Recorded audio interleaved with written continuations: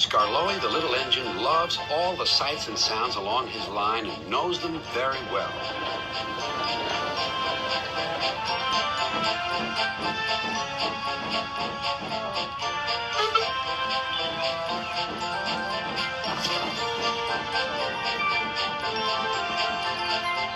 One morning, soon after he returned from being mended, he was enjoying his journey more than ever before.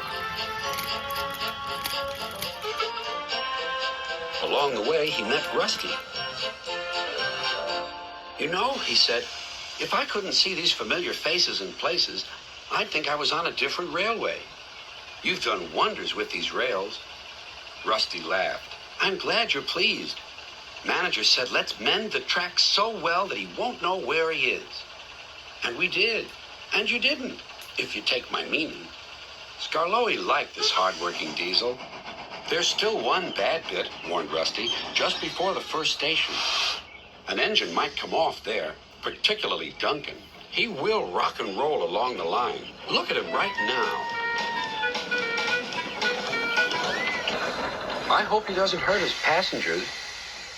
"What's that about me?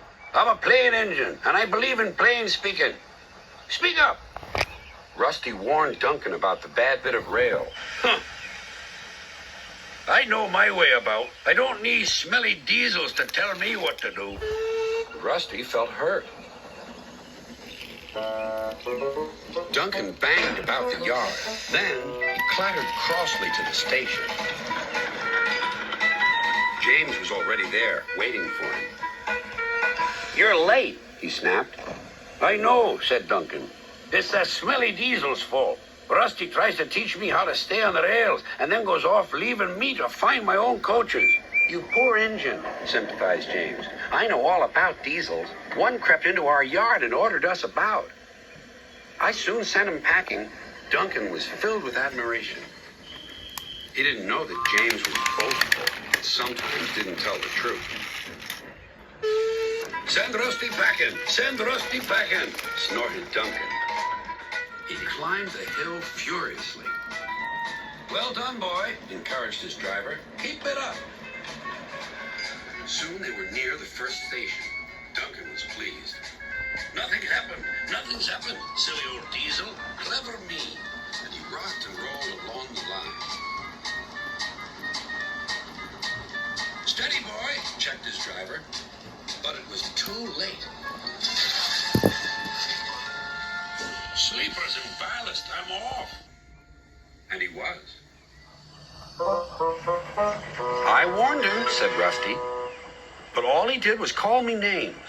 The little diesel refused to move. "I'm ashamed of you, Rusty," said Skarloey. "Think of the passengers. What are they going to do?" "Oh, I'd forgotten them. Yes, of course. We must help the passengers." And Rusty roared into life.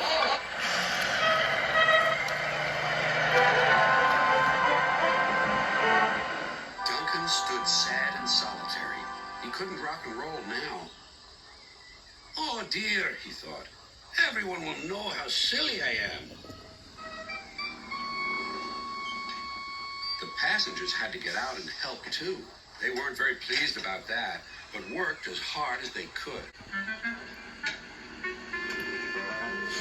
They carefully levered Duncan back onto the line.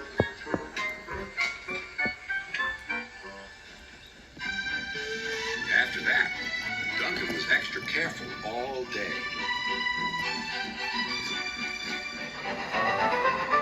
At last, evening came. "Rusty," he whispered, "thank you for helping. I'm sorry I was rude to you." "That's all right, Duncan." "I wish all diesels were like you. Let's be friends."